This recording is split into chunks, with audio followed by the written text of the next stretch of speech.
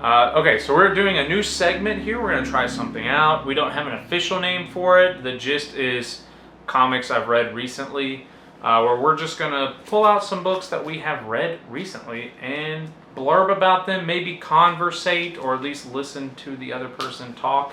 Justin's going to go first, and take it away. All right, I'm going first. All right, so here we have Batman, Three Jokers. This is the second book. I've read the first and second book. Oh, it's also got a little card in it. Pretty cool. What to say about this? This is probably it's like the second most anticipated book every time it comes out for me. That's fair. Because it's probably by far the most well put together book. Like the art's perfect, the story's perfect, like everything's great so far. I'm curious if they'll stick the landing. That is the thing. If three is amazing, this may be one of the best like storylines that I've read. And our friend Nick mentioned that these would be really good to read in a trade version, and I didn't disagree with him. Like I think when the trade comes out, they'll be perfect for that. Like and if you're not someone who collects the singles, then yeah, that's going to be a sought-after trade, in my opinion. Well, if they stick the landing, I'm putting all three books up somewhere, locking them away, and saying, "Good job, that was perfect." Right? See, that was the one I wasn't sure. Like, are we going to conversate about that now, or are we going to wait until part 3 comes out and maybe read? I'm sure we'll have a video probably when it's concluded. We should have a video when it's concluded because we'll all three have read it. It comes out on the 28th. Okay. So if you want to try to pick a day... Good, I was excited to know when it came out. Yeah, if you want to pick a day to try to be free and come over after you read it. Okay, so we got about 3 weeks. Awesome. Yes. Alright, so next, this one's a little weird. Again, spoilery cover. I know Spoilers! We've talked about this before, so spoilery cover. So, me and my wife have really got into The Walking Dead lately. I was into it back when it first came out on TV. Fell off about 5 years ago. And so we've caught up on the entire TV show, and I thought, I need to get a hold of that last issue of The Walking Dead, so I bought it, and I bought the issue before it. So, I didn't really care about spoilers because I know the TV show has differentiated so much, and I'm going to reread the comics, hopefully 1 through 193. But I read the last 2 issues of The Walking Dead, and I'm glad to report they were good. You've read the last 2 issues? You just... I know you said you didn't care about spoilers, but I didn't think you just jumped right to the last 2 it's because I'm more invested in the TV show. I didn't think I could get 190 something. That's fair. Yeah. So you want to see how it ends? Yeah, I want to see how different it was. And there's no way the TV show can end the way the book does. Because it's different characters and such. Yeah, things are different. That makes me think of just jumping to the end of One Piece. Like, there's no way I'll be able to read. I may have to do that too. I literally may have to do that. Kind of in line with that. We have Negan Lives. I brought the second printing. I do have first printing, but I'm reading the second printing. Okay. You know, for obvious reasons. Also, actually, kind of like the cover better of that one. But I did read it. It was interesting. Is it a one shot or is it a series? Because I've not heard of Negan Lives 2. Yeah. I haven't heard. Right. I mean, I just know. Did it end in a way that left the door open, or was it a pretty self-contained story? I mean, I put it this way. I just assumed it was going to continue, but maybe it's not. So, maybe it's not. Like you're just sitting there waiting. That may be my bad. Like, I was going to make a Breaking Bad reference, but I can't. Okay, that's fair. That's fair. All right. Next, I think this one is pretty unique for me, and it's neat. We have Marvel Zombies Resurrection. Jealous. It's a great cover, ain't it? Yeah, I love it. This is very different from the first Marvel Zombies, in which case it was like just seeing how brutal you can kill most people and turn them into zombies. I've never read the original. Is it worth the read? I haven't either. I just got to... Oh, okay. My friend Jordan loves it, and he's told me a lot about it. Okay. So this one maybe when cons start back, we should try and see if we can piece I think that would be fun. I wanted to. That would be fun. I got some Marvel Zombie thing, but it wasn't an actual book. Like, it was about some I know what characters. you're talking about, yeah. Okay. Well, anyway, take it away. Well, so my friend Jordan told me a lot about this book and why I should get invested in it, and he said that it's very different from the first Marvel Zombies, where that was just a spectacle sort of thing. This is a grounded story, almost like a Walking Dead story, and it revolves around so far Peter Parker. And so I read the first book, and it was awesome. I would say this is like right up there with the best things I've read lately. Really? But of course, it's a 4-parter. Okay. So, I mean, to me, this is on the same level as Batman 3 Jokers. It's just, and even the artwork's good. It just, I'm a lot more skeptical as this goes along than I am with Okay. 3 Jokers. That's if fair. that makes sense. Yeah, that's but fair. for issue 1, it's right up there. Okay. And then last but not least, the run I've been more dedicated to than any run ever. The Amazing Spider-Man 850. So I've read all the way from... You can't have any spoilers on that one. I know, No I'm not going to spoilers. talk spoilers. No spoilers. I've read technically all the way from like 790 something through 850. Yeah. I read every issue from there. Yeah. And so everybody knows I've had my ups and downs with the runs.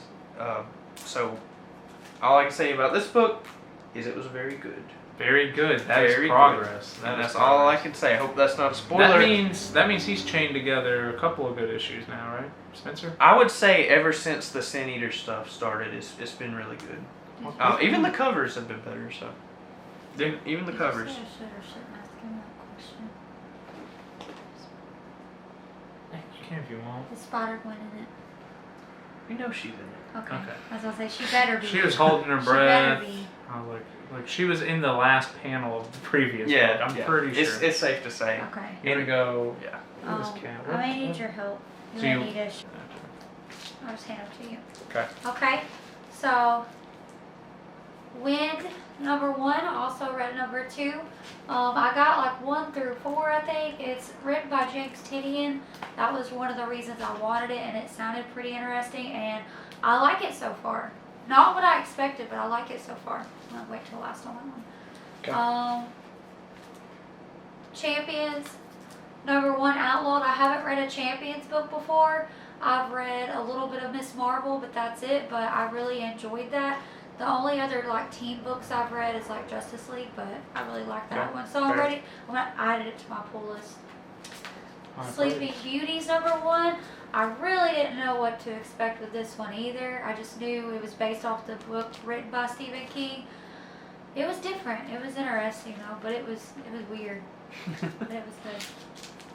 That one, they're putting women to sleep. Yeah, like women are going to sleep and not waking up, and then they're You've looking got a like lot of cocoons. indie books, so there's a chance that people don't know what these are about. Oh, so yeah, you can give true. like a little blurb True. about Yeah, each one. so basically they're calling it the sleep flu, something like that. It's only affecting women. It started out in like Australia and Japan, and it came to the U.S. Women are falling asleep and not waking up, and then they're like developing this kind of web or cocoon top thing over them. That is so That's sexist. all that happened in the Right? first issue. I want to fall asleep. They should cancel that thing. It eats what feeds it, right? That's what's called. Yep, it eats #1. what feeds it. So it is about this woman. You know, we don't really have too much backstory of her other than she lives by herself and she needs help. She's got some kind of illness, so she hires this guy who he saw an ad in the paper and pulled up, but then was gonna try not to because it looked creepy, a big creepy house. But she ended up hiring him, and then yeah, so it looks interesting. Something is Killing the Children, #1, another James Tynion. That was one of the reasons I wanted it, and I think you had told me about it too. I've been trying to get you on it since the start. Yeah, That it was looks neat. very interesting. So if you don't know anything about it, basically something is in the woods and killing children.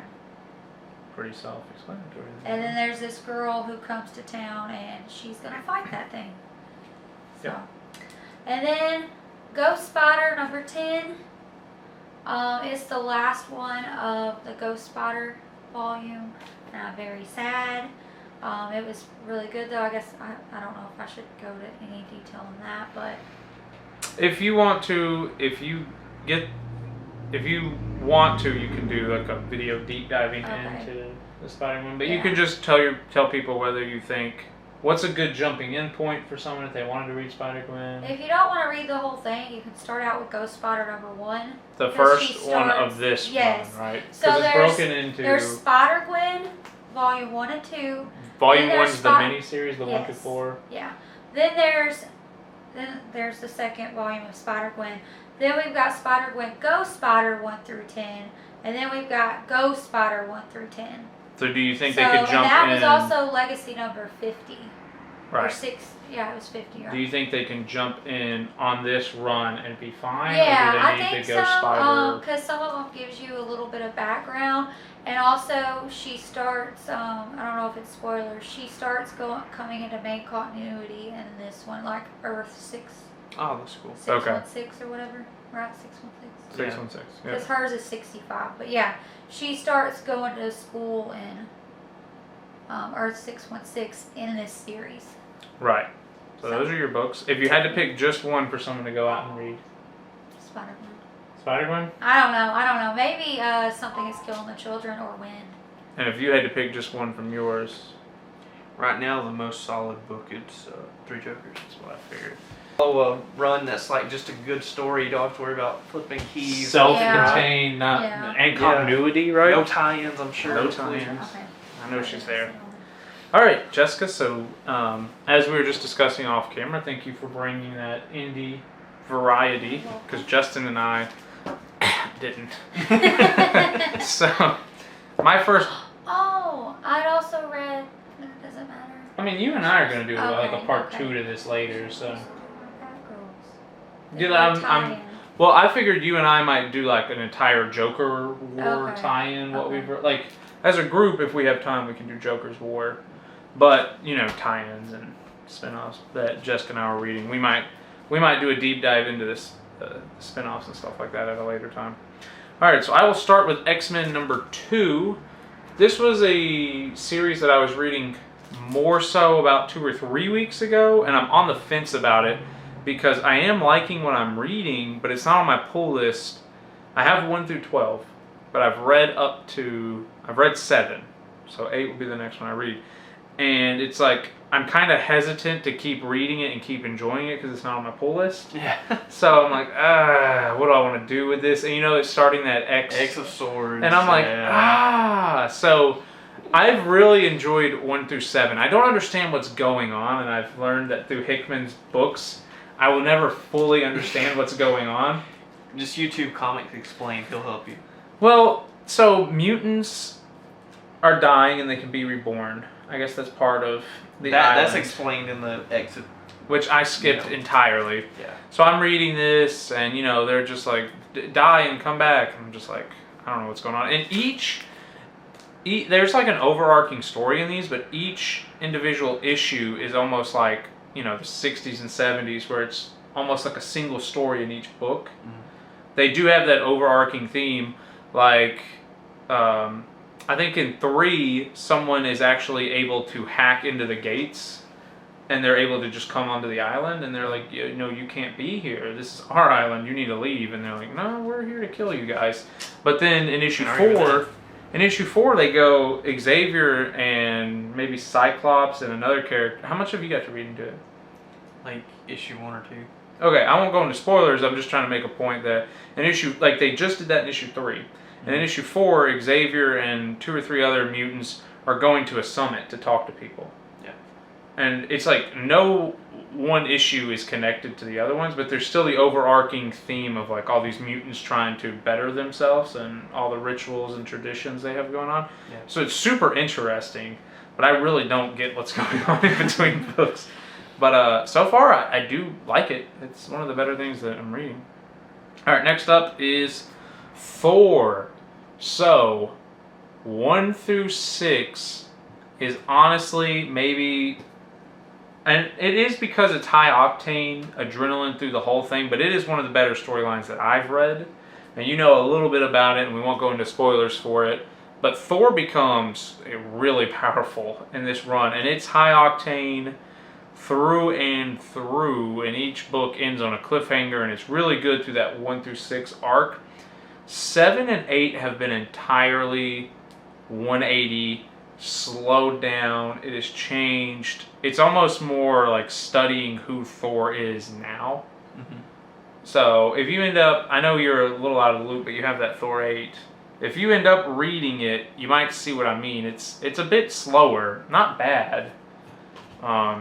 Just it's gotten slower, and we'll just see. And 9 doesn't look like it's going to be picking up the pace any.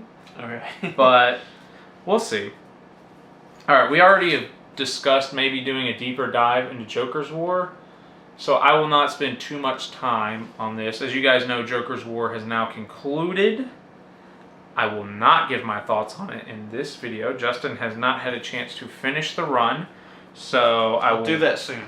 Yeah, and then so maybe we can reconvene or at least talk about it amongst ourselves off camera. Yeah. But I will definitely say it's worth a read. Again, that's one, if they say that they don't want to track down all the singles and they'd rather read it in the trade paperback, do that, or buy it digitally. Do that. There's a lot of tie-ins if you want everything, and it's pretty lengthy. Officially, they have it listed as 95 to 100. So if you don't like the idea of tracking down like 6-issue storyline, get the trade. Are there a lot of tie-ins? There are a lot of tie-ins. None are deemed necessary. But Batgirl's got 2 at least. Nightwing's got 2 at least. Catwoman's got 2. Detective Comics has 3 or 4 tie-ins. Red Hood. More than the story. Technically, yeah, it is. They gotta milk it for all it's worth. Spider-Woman. So I like the character Spider-Woman. This story has been what I call good, not great. If you like the character, especially from what I gather, what they were doing with her during the Marvel Now, or what do you, like DC, it's so easy to say, oh, that was New 52, oh, this is Rebirth. Marvel, I don't have that same thing. It's like, oh, that was Marvel Now, I think. It was, because that, cool cover. the Spider-Woman and stuff, when I started reading Spider-Gwen and all that, and the Spider-Woman, she had a baby and stuff. It was Right, so from what I gather... I got the number 1 or number 2 of that series. Right. So from what I gather, if you like that run, they're utilizing a lot of those same character traits of her. I haven't read a story about her since the 70s, so she wasn't a mom yet then. But it's been good. If you like the character, I would definitely recommend reading it. But if you don't like Spider-Woman, I don't know if it's like go out of your way. I don't know if it's going to win you over. But it's good. But I don't know if I put it on my pull list good. This one if that makes sense. Legacy number 100? Yes, Spider-Woman 5. I will at least be picking up Spider-Woman 5 because it's going to be Spider-Woman 100 Legacy number. And it's going to get an Alex Ross Timeless variant. Awesome. And that's very cool. So I am going to give it a chance through 5. We'll see how it goes from there. Oh, actually, I do have 2 independent books. Oh, yeah. So that's pretty cool. This first one is by Boom Studios. That was most of mine, too. We only find them when they're dead.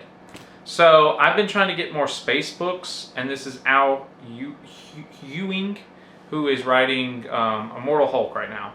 Cool. And people say good things about that. Yeah, they do. This first issue is what I call good, not great.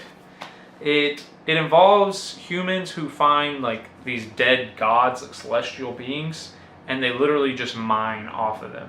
Like they get the meat and the resources off of these. That sounds like Nowhere in Guardians of the It Galaxy. is a lot like Nowhere. Yeah.